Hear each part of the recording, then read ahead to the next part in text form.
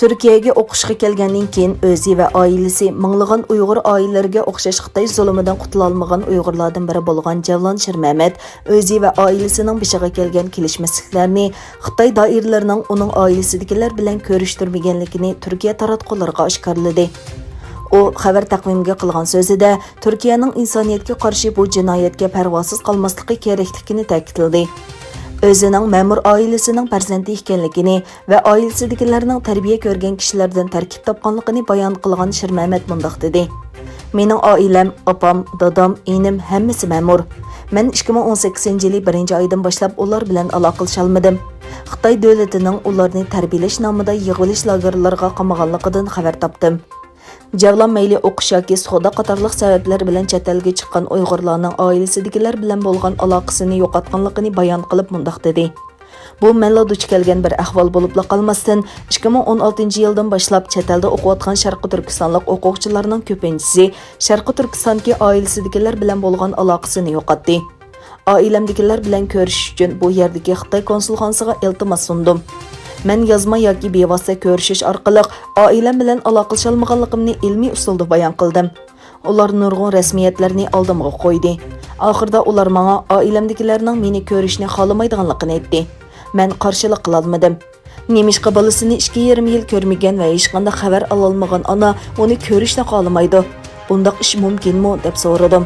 Bergan javobi o'xshash edi. Oxirgi qitim 2019-yil 12-oyda onam, dadam va qarindishimning 2018-yilning beshida yig'ilish lagerlariga qamalganligidan xabar topdim.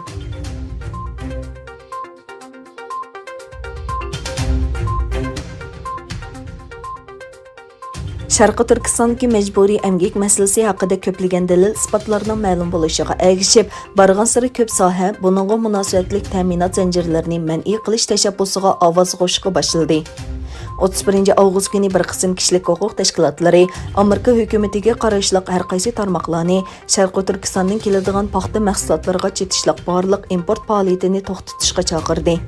Muhofizatchi gazetining 31-avgustdagi xabarida aytilishicha, Amerika Davlat xavfsizlik Ministrligi qaramog'idagi Tamojna va chegara mudofaa idorasiga topshirilgan o'xshash mazmundagi ikki xil chaqiriqda Uyg'urlarning davlat hokimiyati orqa tirak bo'layotgan majburiy emgak sistemasida paxta mahsulotlari uchun ishlayotganligi, navbatda bu vaziyatni paxta gulagi deb nomda tasvirlashning mumkin bo'layotganligi ko'plagan isbotlar bilan ko'rsatilgan.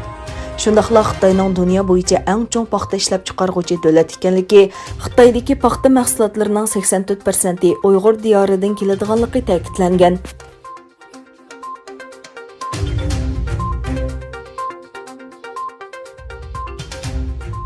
Angliya Yahudi vakillar hay'atining raisi Mari van der Zel Xitoyning Londondagi bosh elchisiga Uyg'urlar haqida maktub yozib, Uyg'urlar uchrayotgan zulmning 75 yil ilgari natsist Germaniyasida yuz bergan ishlarga o'xshaydiganligini aytdi.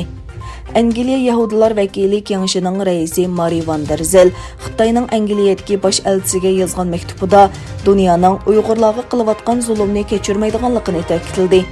U Xitoyning Uyg'urlarga qilayotgan ziyonkashligining 75 yil burun natsist Germaniyasining Yahudilarga qilgan ziyonkashligini eslatadiganligini aytdi.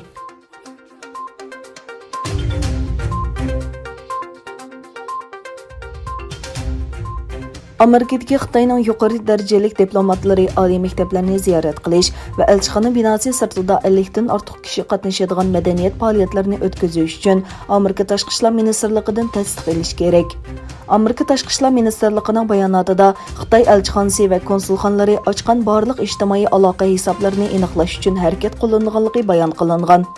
Washingtonning bu qadami Beijing doiralarining Xitoyda vazifa o'tayotgan Amerika diplomatlariga qo'ygan cheklamasiga qaytarilgan inkos deb qaraldi.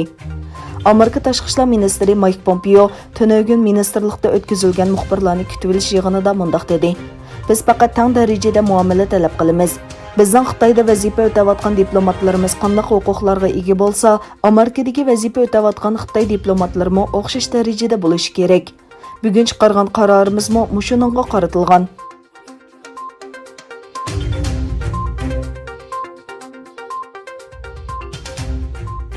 Amerika Davlat Mudofaa Ministrligi 5 burchaklik binoning yillik baholash dokladida Xitoyda hozir dunyodagi eng chong dengiz armiyasi borligi, Beyjingning dunyo miqyosida birlashma harakat ilib berish iqtidoriga yetganligi ilgari surildi. Dokladda Xitoyning kelgusi 10 yilda yadro o'q peshining sonini bir qatlash mumkinchiligi borligi o'tirg'a qo'yildi.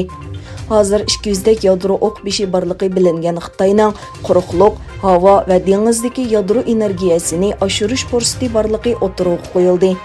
Bu sonliq ma'lumotning tunji qatim omma bilan bahrlanganligi bayon qilingan bo'lsa-mu, Amerika olimlar birlashmasi Xitoyning taxminan 320 yadro o'q peshi borligini o'tirg'a qo'ygan edi.